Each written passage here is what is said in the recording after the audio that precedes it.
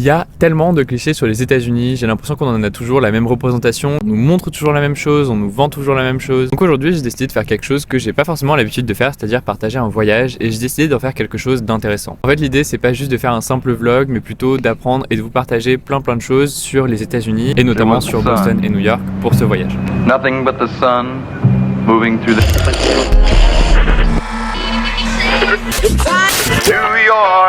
New York.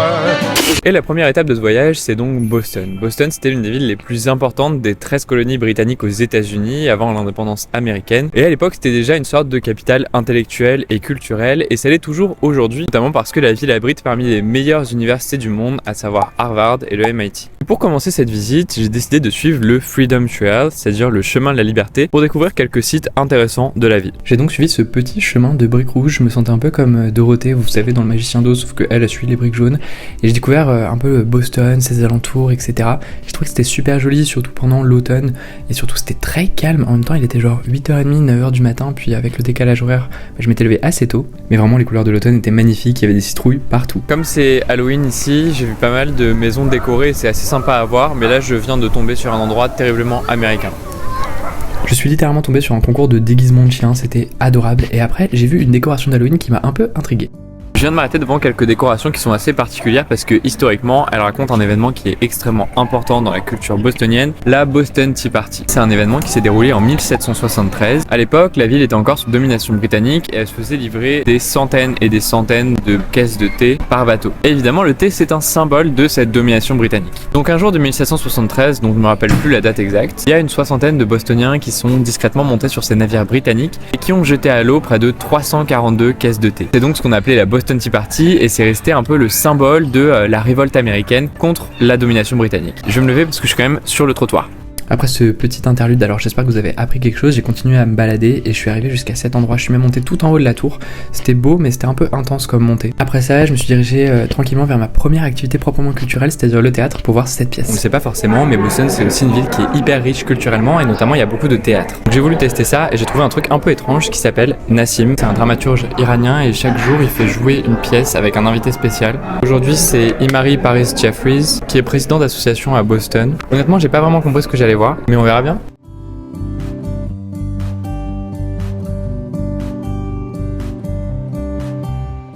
Il y avait un vrai travail hyper intéressant sur la frontière que peut constituer la langue. Et vraiment c'était trop stylé parce que l'invité découvrait toute la pièce en même temps que nous. Et donc il avait ce regard d'acteur et spectateur à la fois. Et bonus, c'était hyper touchant, il y a plein de gens qui ont pleuré. Et suite à cet avis très peu constructif, je me suis rendu dans l'un des lieux les plus iconiques de la ville de Boston, c'est-à-dire sa bibliothèque publique que j'ai trouvé absolument magnifique, qui m'a rappelé l'université où j'étais en Erasmus en Italie. Et après ça, j'avais passé une journée juste exceptionnelle, les couleurs du soleil couchant sur les arbres étaient magnifiques, j'étais ivre de bonheur. C'est tellement niais à dire, mais heureusement on est déjà au jour suivant. Deuxième journée, aujourd'hui nouvelle ville et je ne suis pas tout seul, n'est-ce pas ? Pas de réponse. Je pars visiter la ville de Salem sur la journée. Salem c'est connu pour être la ville des sorcières, c'est là où il y a eu beaucoup de massacres de sorcières. Et puis comme c'est Halloween, j'espère voir pas mal de maisons décorées et de gens déguisés. On verra bien. Alors Salem c'est à peu près 1 heure en bus de Boston, en plus le chauffeur m'a même pas fait payer. J'ai visité des petits endroits qui étaient trop mignons avant de me rendre dans un musée dont je me rappelle plus du tout le nom mais il sera écrit sur ce ticket si ça vous intéresse. Et j'ai appris plein de choses sur les massacres de sorcières. Salem c'est une ville qui est connue pour être la ville des sorcières. En fait c'est un peu plus compliqué que ça. En vérité il n'y avait pas vraiment de sorcières, juste majoritairement des femmes qui ont été accusées à tort d'être des sorcières. Cette histoire des procès de Salem, elle remonte à 1692. En fait, à partir de l'hiver 1691, il y a des jeunes filles qui ont commencé à accuser des femmes d'être des sorcières. Et comme vous l'imaginez, ça se base évidemment sur des accusations sans preuve. Le truc, c'est que la première accusation concernait une femme qui s'appelle Tituba, qui est en fait la servante d'une maison. Quand elle a été interrogée, Tituba a commencé à révéler d'autres noms de femmes de la ville et à les accuser elles aussi d'être des sorcières. Au cours de l'année 1692, c'est près d'une centaine de personnes qui ont été jugées, une vingtaine qui ont été exécutées, la majorité par pendaison, 14 femmes et 6 hommes. Dans les décennies qui ont suivi, on s'est rapidement rendu compte de l'échec que constituaient les procès de Salem. Encore une preuve du fait que l'on peut sérieusement douter du système américain. Bref, après ça, j'ai continué de visiter le musée qui était très beau esthétiquement parlant, mais aussi très éclectique, alors j'ai pas tout apprécié. Et puis je suis tranquillement rentré en bus à Boston avant de prendre un petit goûter et puis de rentrer tranquillement à l'hôtel. Voilà ma tête fatiguée. Nouvelle journée au pays de tous les contrastes. Aujourd'hui, on va visiter un endroit un peu particulier et pour vous faire deviner lequel, je vais vous donner quelques statistiques à son sujet. 160 prix Nobel, 18 médaillés Fields, 48 prix Pulitzer, 8 présidents américain, 30 dirigeants mondiaux, un taux d'admission à seulement 3%, et surtout la première position dans le classement des universités mondiales. Je parle évidemment de Harvard University. Harvard, c'est pas situé directement dans Boston, c'est situé dans l'agglomération de Boston, plus précisément dans la ville de Cambridge, donc on va y aller maintenant. Vraiment, je me rends compte en faisant les voix off après coup, mais je me prends trop pour un journaliste sur ce vlog, mais en même temps, ça me fait kiffer. Bref, en sortant de mon hôtel, littéralement à 2 rues, je suis tombé sur ces étalages de livres qui m'ont rappelé le film Winter Break, et j'ai découvert qu'en fait, c'était littéralement là que ça avait été tourné. Si vous avez pas vu ce film, vraiment regardez-le parce que c'est la période, ça se passe en hiver, parce que c'est mélancolique, parce que c'est chaleureux, enfin vraiment c'est tout ce que j'aime. Et donc après, j'ai pris le métro et je me suis rendu sur le campus d'Harvard qui est littéralement immense. Vraiment, on se rend pas compte à quel point c'est énorme comme campus. Et j'ai découvert qu'ils avaient même un musée d'art, donc du coup, j'y suis allé. On est sur un musée qui est très occidental, il y a beaucoup de peintures européennes avec des peintres de renom. En plus de ça, ma visite était super agréable parce que comme on est sur un grand campus universitaire, il y a pas grand monde. Et après, j'ai fait un petit quiz. Je sais vraiment pas pourquoi je me suis installé là, c'est pas hyper pratique, mais je voulais faire un petit quiz. Est-ce que ces personnes sont allées à Harvard ou non? Première personne, Barack Obama. Est-ce que vous pensez que Barack Obama est allé à Harvard? La réponse est oui. Deuxième personne, Bill Gates. Est-ce que Bill Gates a été à Harvard? La réponse est aussi oui. Troisième personne, Mark Zuckerberg. Pour vous, est-ce qu'il est allé à Harvard ou est-ce qu'il a vraiment réussi dans son garage? La réponse est oui, il a étudié à Harvard. Quatrième personne, François Hollande. Non, François Hollande n'a pas étudié à Harvard. Cinquième personne, Nathalie Portman. Est-ce que vous pensez que Nathalie Portman est allée à Harvard? Eh bien la réponse est oui. Sixième personne, Nikos Aliagas. Est-ce que pour en venir à présenter la Starac, Nikos Aliagas est allé étudier à Harvard? Eh bien contrairement à ce qu'on pourrait penser, la réponse est non. Sixième personne, Philomène Martinez. Est-ce que Philomène Martinez a étudié à Harvard? Oui, elle a même fondé l'école. C'est faux évidemment, mais dans ma tête c'est vrai. Et après cette visite de Harvard, je suis retourné dans la librairie dans laquelle j'étais ce matin pour essayer de faire quelques trouvailles. Bon, malheureusement, j'ai rien trouvé d'hyper intéressant, mais dans tous les cas, c'est pas grave parce que j'étais là pour patienter avant d'aller au cinéma. J'ai vu Anora, qui est la Palme d'Or de cette année, et d'ailleurs, c'était une expérience assez particulière. Au cinéma, il y avait des pubs pour les élections américaines, dites-vous.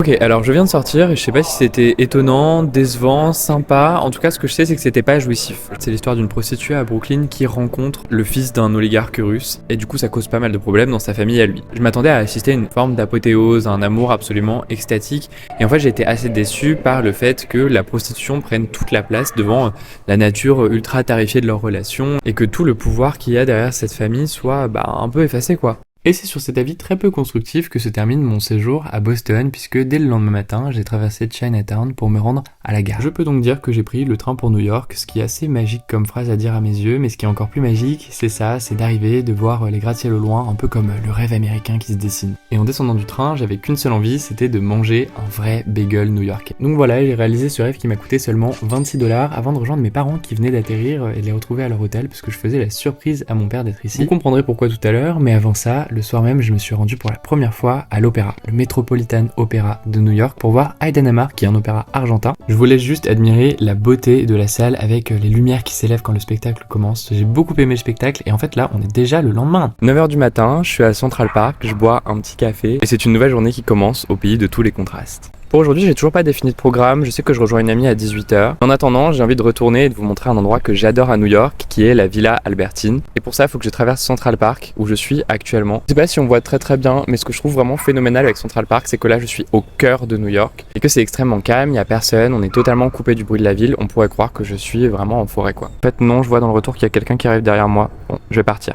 Comme vous pouvez le voir sur ces images, les couleurs de Central Park à l'automne sont juste magnifiques. Bon, ok, on a ça en France, j'avoue. Mais ce qu'on n'a pas, c'est la Villa Albertine, c'est ce centre culturel français qui est absolument magnifique, avec une sélection littéraire absolument dingue. Moi, je suis juste fan du plafond. Bref, j'ai pris ce livre pour Dina, ce sac, et puis un livre pour moi. Et puis j'ai continué ma balade dans le quartier parce qu'il était assez décoré pour Halloween, avant de retourner à Central Park où j'ai vu cet écureuil. Voilà.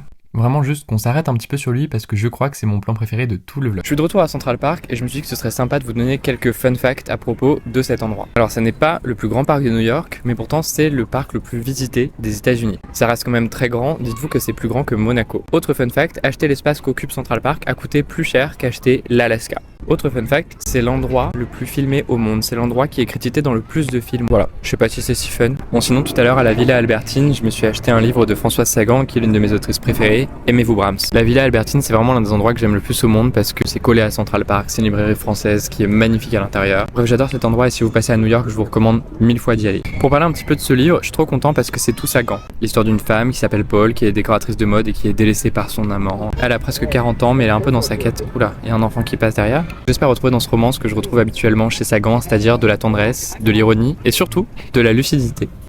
Et alors si vous me connaissez, vous savez à quel point j'adore la littérature, et à ce sujet-là, j'avais repéré des librairies qui se trouvaient à Union Square. J'ai donc visité Alabaster Bookshop.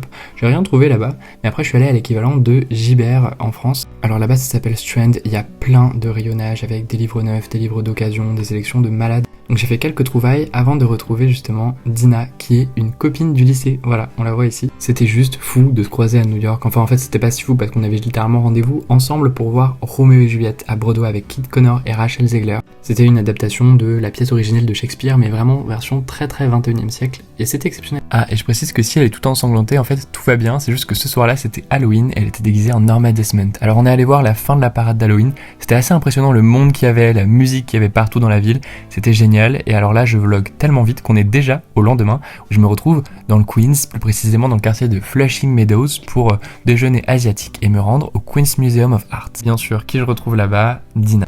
On n'a pas été très fan du musée, c'était assez random, à part cette grande carte de New York qui était assez impressionnante et qu'on a pas mal apprécié regarder. Je me suis rendu compte que je vous avais même pas présenté vraiment Dina, avec qui là on visite actuellement le musée d'art du Queens. Dina c'est une amie du lycée, on s'est rencontrés il y a 5 ou 6 ans, un truc comme ça. Du coup tu habites maintenant à New York, est-ce que tu peux nous expliquer dans quel cadre, pourquoi, ce que tu fais? Alors moi je suis fille au père ici, sur Long Island. Je vis dans une famille et je m'occupe de 2 enfants. Je les emmène à l'école, je leur prépare à manger, je les emmène à leurs activités et en contrepartie j'ai un petit salaire. Et maintenant que du coup tu connais bien New York parce que ça fait quelques mois que t'es là, est-ce qu'il y a un truc en particulier que tu recommandes de faire pour les gens qui viennent visiter? Je pense que ce serait du coup de prendre le ferry de nuit, d'aller vers la Statue de la Liberté et de voir toute la skyline de New York de nuit. C'est très beau et impressionnant à voir. Et ailleurs dans les États-Unis, il y a une autre ville que tu as visitée, qui t'a plu, qui t'a marqué? Je pense que ce serait Chicago, parce que vraiment c'est très beau Chicago. Merci Dina pour cette petite interview. On va continuer notre visite du Corona Park, qui n'a rien à voir d'ailleurs avec le coronavirus. Ah, et alors ce que j'avais pas précisé, c'est que si on s'était rendu dans le Queens, c'est aussi pour voir les infrastructures abandonnées de l'exposition universelle de 1964 qui s'est déroulée à New York. Franchement c'était assez sympa, c'était un coin de la ville que je connaissais pas du tout, donc c'est toujours intéressant à découvrir. Et donc après ça on est allé à Brooklyn pour son côté culturel et artistique, et non pas seulement parce que c'est instagrammable, en vrai un peu. On a mangé à Chinatown. Dites-vous qu'on a payé $11 pour 2, ce qui est absolument dingue à New York, tout en sachant que pour les cookies qu'on a mangé après, on a aussi payé $11. Mais sincèrement, quand on voit ça, on se dit que ça vaut le coup. Et comme cette année j'étais enfin majeur, du coup j'ai pu me rendre dans les bars et les boîtes. Alors on est sorti avec Dina à East Village et on a trouvé cet endroit qui est trop sympa. Les cocktails sont super chers, mais peu importe le prix parce qu'à partir du moment où il y a une boule disco, je suis tout simplement convaincu. En fait c'était trop agréable parce que c'était exactement comme ça que j'imaginais sortir le soir à New York. On connaissait pas forcément les musiques parce que c'était pas hyper commercial, mais c'était vraiment très agréable. En fait j'ai l'impression que le premier endroit c'était un peu un endroit de trentenaire, avec tout le respect que j'ai pour les trentenaires évidemment et toutes les personnes qui sont plus âgées que 30 ans. Mais dans tous les cas, en fait, ce que j'ai préféré, c'est le bar de trentenaire parce que c'est là que je me suis juste le plus amusé. Et ça, c'est le lendemain où j'ai retrouvé mes parents, parce que oui, mes parents sont toujours là. Et donc en fait on a retrouvé ma famille qui habite aux États-Unis, donc ça c'est Marie-Laurence qui est en fait la tante de ma mère. Et ce qui est assez dingue c'est qu'elle travaille dans la comédie musicale, alors je l'ai interviewée et d'ailleurs désolé Marie-Laurence, je voulais sortir le vlog plus tôt, j'ai juste pas eu beaucoup de temps. You don't know what you're getting yourself into. Je suis actuellement avec Marie-Laurence qui est ma grande tante et qui habite ici à New York et qui a travaillé pendant des années dans la comédie musicale, qui est maintenant prof de chant. Est-ce que tu veux dire un petit peu ce que tu fais, ce que tu as fait dans la vie, etc. Moi j'ai passé ma vie à chanter, danser, faire du spectacle partout dans le monde, des États-Unis, en Europe, au Japon. J'ai eu la chance de faire Christine Daae dans Le Fantôme de l'Opéra. J'ai chanté au Châtelet, c'était formidable. Ta mère elle est venue me voir. Maintenant je enseigne le chant. Et j'ai une fille, Karina, qui fait comme moi et mon mari, elle fait le chant aussi. Mon mari aussi était musical theater, chanteur aussi à Broadway. Dans Les Misérables. Dans Les Misérables, il a joué Javert. Si tu avais un endroit à recommander à New York ici, à visiter, un restaurant, un monument à voir, un musée à découvrir, ça c'est quoi? très difficile. Moi je voudrais aller, ça s'appelle The Edge, du verre, et tu vois en bas. You walk on the glass. You walk on the glass. Okay, yeah. Bien sûr, il y a beaucoup de choses ici. On est à Washington Square Park. On est à Washington Square Park, j'ai oublié de le préciser. Avec l'équivalent de l'Arc de Triomphe juste derrière. Je sais pas si on verra bien. Et voilà. Merci Marie. Ah, merci Mathis. Coucou également à Karina et Robert qui étaient là et dont Marie a parlé. Je trouve ça tellement dingue de se dire que tous les trois, c'est une famille qui travaille dans la comédie musicale à New York. Enfin, j'ai l'impression qu'on a tellement pas d'équivalent en France. Et en parlant de Broadway, le soir même avec ma mère, on allait voir Harry Potter. Ça faisait des années et des années que je voulais le voir. La preuve avec cette photo. Et autant vous dire que c'était un des spectacles les plus impressionnants de ma vie parce qu'il y avait beaucoup d'effets magiques sur scène qui étaient hyper impressionnants. Et là on est déjà le lendemain matin, mon dernier jour à New York. La vraie raison principale pour laquelle j'étais là, c'est-à-dire voir mon père faire le marathon de New York. Et c'était un événement tellement fou à suivre, tellement intense. J'étais trop content de voir mon père et de pouvoir le supporter directement sur place. Pour ma dernière activité à New York, je me suis rendu au musée de Broadway qui revient un peu sur l'histoire de cette rue iconique et de toute la culture qu'il y a autour. Ça revenait sur l'histoire des comédies musicales au fil du temps, celles qui ont marqué l'histoire, celles qui ont changé l'histoire et celles qu'on a totalement oubliées. Et puis est déjà venue la fin du voyage, alors c'était avec le cœur lourd et des musiques extrêmement dramatiques dans les oreilles que je suis rentré en France. Franchement, je suis tellement heureux et tellement reconnaissant d'avoir pu vivre ce voyage, d'avoir pu me rendre à nouveau dans cette ville que j'aime tellement, où je trouve qu'il y a une énergie absolument incomparable, une effervescence unique. Donc même quand vient l'heure de partir, je me dis juste merci pour les souvenirs.